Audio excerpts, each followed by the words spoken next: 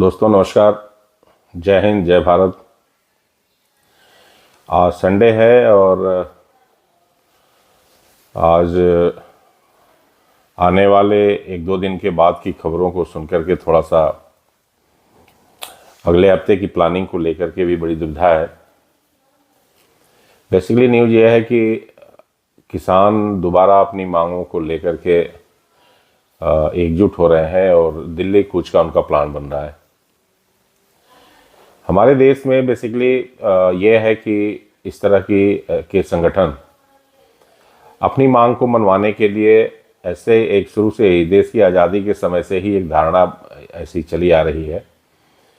और धारणा ही नहीं कहेंगे हम इसको, तो ये कहेंगे कि जो हालात और जो परिस्थितियां रही हैं उससे ही इस धारणा को थोड़ा बल भी मिलता है कि कोई भी सरकार से अपनी बात अगर मनवानी है तो आपको उसके लिए एक सुनियोजित तरीके से आंदोलन करना पड़ता है, तभी आपकी बातें मानी जाती हैं। अब ये विषय दो चीज़ का हो सकता है कि जो संगठन अपनी बात मनवाना चाहते हैं या सरकार जो जिस नियम कानून को इम्प्लीमेंट करना चाहती है, उन दोनों में मतभेद कहाँ है।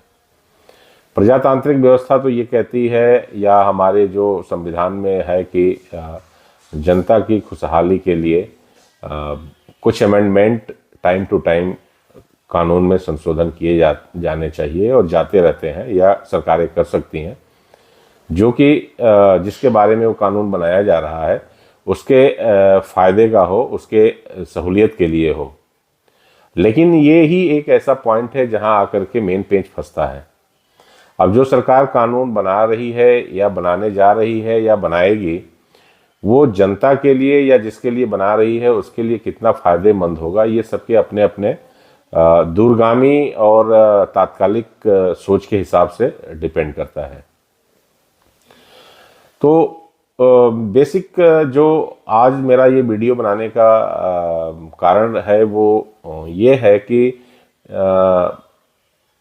देखिए, पूरे अगर हम विश्व की बात करें, पूरे दुनिया की बात करें, तो द्वितीय विश्व युद्ध के बाद देश में काफ़ी कुछ परिवर्तन हुए। अगर हम द्वितीय विश्व युद्ध से पहले की परिस्थितियों को बात करें तो अंग्रेज़ों ने अपने उपनिवेश लगभग हर जगह बना लिए थे और वो जब किसी भी देश में गए तो व्यापारी के रूप में गए, और व्यापारी रूप में जाने के साथ साथ वो अपने साथ दो चीज़ें लेके गए। एक तो वो अपने साथ मिशनरियों को लेके गए जो धार्मिक रूप से जनता के अंदर काम करना शुरू की, और बेसिकली उनका ये स्वार्थ था कि धर्म मतलब वो उनका कहना ये था कि हम सेवा की दृष्टि से यहाँ आए हैं। दूसरा वो ये लेके गए कि अगर वहाँ पर कोई चीज़ हमारी बात को सही ढंग से अगर हमें इम्प्लीमेंट करना है तो पूरे दुनिया में अफीम पहुंचाने वाले जो देशों में से जिसकी गिनती है वो है आपका इंग्लैंड। अंग्रेज जब भारत में भी आए तो उन्होंने अफीम की खेती यहाँ शुरू कराई, और वो ये अच्छी तरह से जानते थे कि उनके लिए तो ये दवा के रूप में थी, लेकिन जहाँ पर ये पैदा की गई वहाँ को इस जहर ने बर्बाद कर दिया। तो वो तीन चीज़ें लेकर के निकले थे। एक तो व्यापार पे आधारित चीज़ों को उनको करना था। दूसरा वो मिशनरी लेके गए, वो ये दिखाने की कोशिश किए कि हम सेवा भाव से ये सारा काम कर रहे हैं। और तीसरा साथ में वो नशा लेके गए, जिसमें तंबाकू की खेती और अफीम की खेती दो मुख्य थी।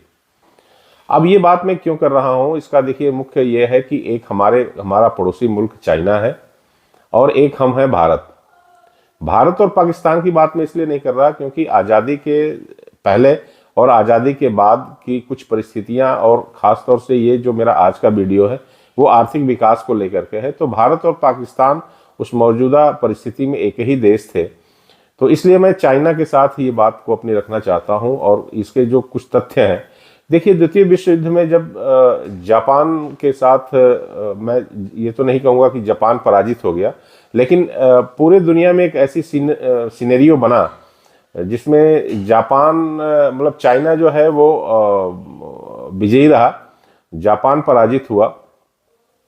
और कुछ विश्व में इस तरह के संजोग बने कि हम अपने यहाँ देखिए, मैं ये तो नहीं कहता कि जो स्वतंत्रता सेनानी थे उनके बलिदान हमारे यहाँ व्यर्थ गए या वैसे थे, लेकिन अंग्रेजों का अगर हम विश्व परिदृश्य में बात कर रहे हैं तो ये बात स्पष्ट है कि चाइना से भी अंग्रेज निकल के यहाँ से भागे और भारत से भी निकल के भागे। इसके पीछे जो मुख्य कारण था वो द्वितीय विश्व युद्ध में उन घटनाओं का घटित होना था।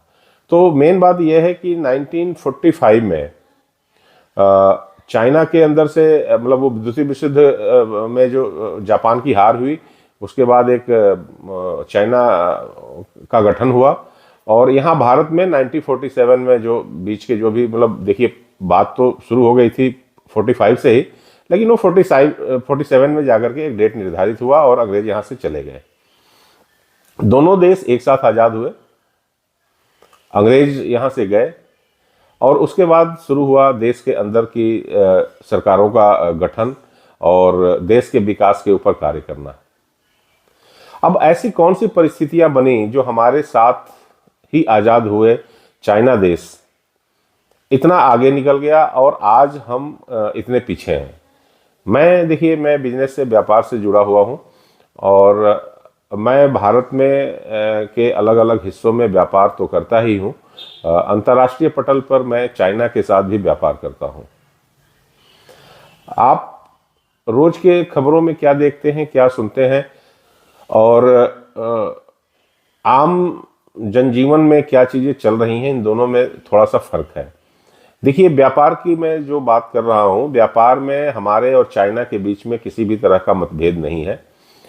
राजनीतिक दृष्टि से चाहे जितनी बातें होती हों, लेकिन भारत का चाइना के साथ बहुत अच्छी तरह से व्यापार है। अब रह गया ये कि हम कितना एक्सपोर्ट करते हैं और कितना इंपोर्ट करते हैं, तो मेन मुद्दा तो यही है। हम एक्सपोर्ट जो भी करेंगे, एक्सपोर्ट का मतलब है कि आम भाषा में मैं आपको बता दूं कि हम कितना सामान दूसरे देश को बेचते हैं, और इंपोर्ट से मतलब यह है कि हम कितना सामान दूसरे देश से खरीदते हैं।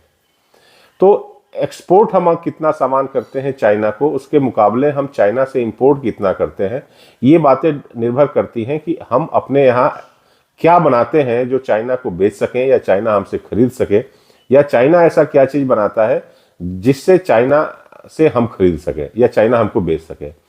यहाँ बात आती है विकास की। आप देखिए, आप वही चीज़ें बना सकते हैं जो आपकी क्षमता है, और ये क्षमता कहाँ से आती है, क्योंकि देखिए मानसिक बौद्धिक रूप से अगर हम देखें तो चाइना हमसे इस किसी भी चीज़ में, इस मामले में आगे नहीं है। अब बात आती है इंफ्रास्ट्रक्चर्स की और माहौल की। तो चाइना के अंदर ऐसे कौन से माहौल क्रिएट किए गए जो वहाँ के विकास हमसे तेज गति से होने लगा, और कौन से माहौल परिस्थिति हमारे यहाँ ऐसी डेवलप हुई जिसमें हम उसके मुकाबले पीछे रह गए। देखिए, चाइना के पुनर्गठन के बारे में, जैसे हमारे यहाँ बहुत सी रियासतें थीं और सबको जोड़ करके एक राष्ट्र का निर्माण किया गया, वैसे चाइना भी बहुत से रियासतों में बटा हुआ था। वहाँ भी सबको एक होना पड़ा था। यहाँ तक कि मैं तो ये कहता हूँ कि हमारे यहाँ भारत में मुगलों के बाद अंग्रेज ही सिर्फ थे, लेकिन चाइना के अंदर मुगलों के बाद अंग्रेज और अंग्रेजों के साथ साथ और भी बहुत से देशों की सरकारें थीं जो वहाँ अपना अपना अलग अलग व्यापार कर रही थीं। अब बात ये आती है कि आखिर फिर क्या हुआ ऐसा इन बीचों में, मतलब 1945, 1947 से लेकर के और आज तक इन बीच में ऐसा क्या घटनाएं हुई हैं, ऐसी क्या परिस्थितियां दोनों देश की रही हैं कि हम इतने पीछे हैं और वो इतने आगे हो गए। इसको समझने के लिए देखिए, मैं अगर सीधे सीधे कुछ बात को कहूँगा तो बहुत से लोगों को ये बात बुरी लगेगी, लेकिन किसी भी परिवार को, किसी भी घर को, किसी भी समाज को या किसी भी देश को हर जगह हर तरह के लोग होते हैं। अब उसमें किस तरह के लोगों की सोच देश को आगे ले जाएगी, किस दिशा में प्रगति देगी, ये डिपेंड करता है, सरकारों का निर्णय होता है कि हम किसको क्या करें। मोटा मोटा मैं आपको एक एग्जांपल देता हूं कि चाइना के अंदर एक घटना हुई थी जिसमें छात्रों के ऊपर आर्मी के टैंक चलाए गए थे। विश्व में इस बात को लेकर के काफी हो हल्ला मचा था कि कैसा देश है जो अपने ही देश के नागरिकों के ऊपर टैंक चलाया और गोलियां चलाई। इसमें आपकी सोच क्या है, आपकी राय है क्या है, वो अच्छी राय हो सकती है, मेरा उसके ऊपर कमेंट नहीं है। लेकिन दूसरी तरफ हमारा एक देश है भारत, जहां पर 10 लोग, 20 लोग, 50 लोग इकट्ठा होते हैं और किसी भी तरह का प्रोटेक्ट करते हैं, कितना हो दंगा फसाद करते हैं, चीज़ों को जला देते हैं, लेकिन पुलिस प्रशासन के पास ये दायित्व, ये अधिकार नहीं दिए गए हैं कि उनको वो मतलब उनके ऊपर फायर कर सके या उनको मतलब बिना आदेश लिए उनको कुछ कर सके। उनको हथियार तो दे दिए गए हैं। और मेरा ये मानना है कि यही एक ऐसा पॉइंट है जहां आकर के हमारे देश में इस तरह के लोगों को खुश करने की जो नीति है, उस नीति पर चल करके आज हम उनसे पीछे हैं और चाइना हमसे आगे है। ये बात बिल्कुल सही है कि चाइना के अंदर जो टैंक चलाए गए थे छात्रों के ऊपर, वो बिल्कुल ही गलत था। लेकिन अगर वो गलत था तो चाइना इतना आगे कैसे चला गया? क्या उसको डोनेशन में लोगों ने कुछ दिया?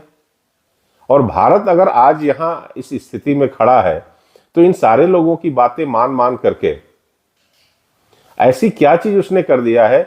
और फिर प्रगति की बात ही हम क्यों करते हैं? हम सबको संतुष्ट करते रहें, सबकी अपनी मांगे हैं।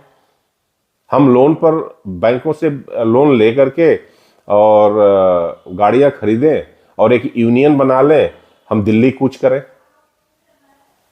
मतलब ये एक ऐसी चीज है जहां मैं ये नहीं कह रहा कि किसी भी संगठन की मांगे गलत हैं, मांगे सही हो सकती हैं, लेकिन आप पूरे देश को रोक देंगे अपनी मांगों को मनवाने के लिए?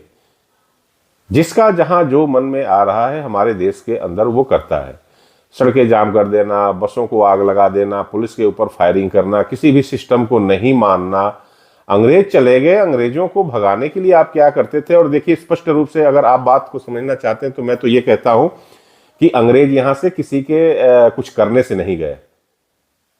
उनको महिमा मंडित हम जरूर करते हैं कि हमारे लोगों ने बड़ी लड़ाइयां लड़ी, वो यहां किसी के लड़ाई लड़ने से नहीं गए। पूरे दुनिया में जो घटनाएं घटित हुई उसका परिणाम था अंग्रेजों का यहां से पलायन करना। और चाइना के साथ भी वही हुआ। चाइना एक स्ट्रिक्ट रूल रेगुलेशंस लेके चला और वो आगे गया। किसान ये कहता है कि हम जो हैं वो अन्नदाता हैं, हमारी वजह से सारी कुछ चीजें होती है। और वही किसान एक इंडस्ट्रियलिस्ट को अपनी जमीन बेच देता है, उसमें बिल्डिंगें खड़ी हो जाती हैं और वो चला जाता है कनाडा में, वहां पर जा करके मजदूरी करता है, फिर उसका अन्नदाता वाला रोल खत्म हो जाता है।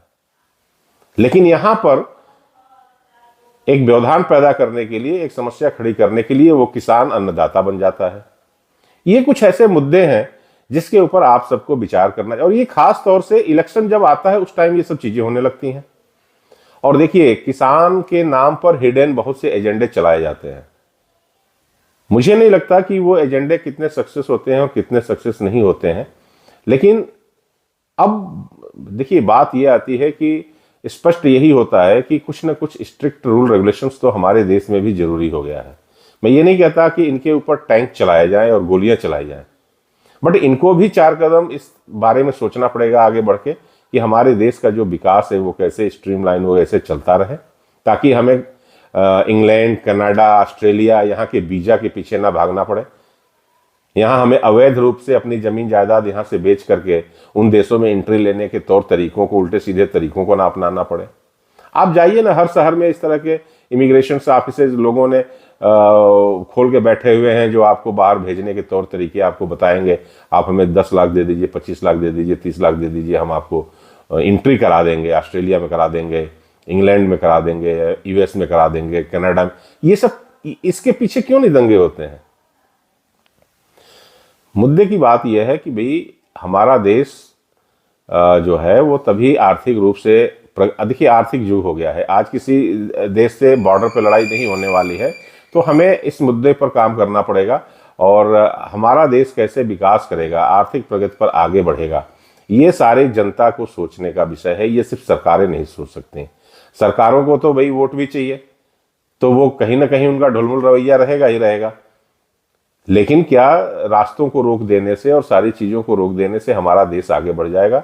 तो इस विषय पर आप जरूर सोचिए, विचार कीजिए। तो आज के लिए हमारा ये विषय था, एक चिंतन था।